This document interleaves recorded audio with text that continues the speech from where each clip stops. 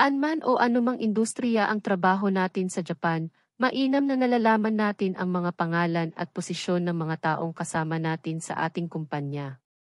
Lalo na ng mga taong nakakataas.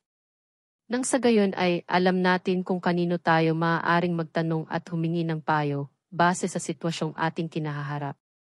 Narito ang mga bokabularyo ng mga iba't ibang posisyon sa kumpanya.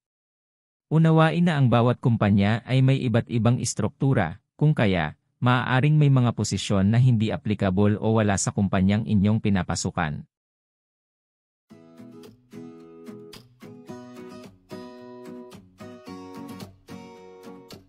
Daihyo Torishimari Yaku.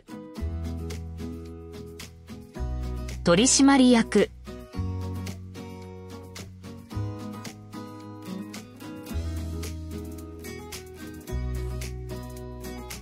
Buchou.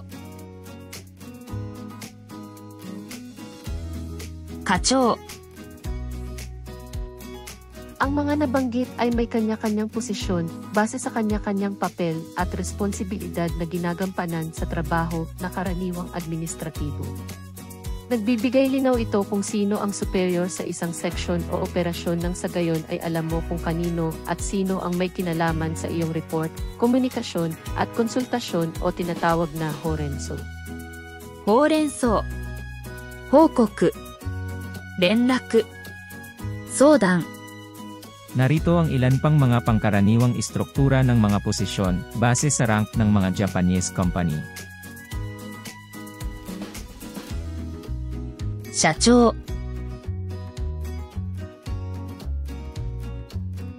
専務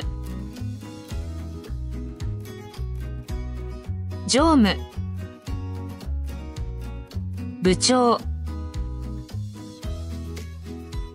課長 係長 主任 支店長 工場長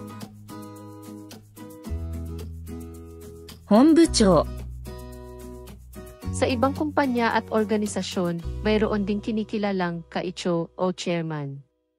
会長 登録といいねよろしくお願いします。相談中部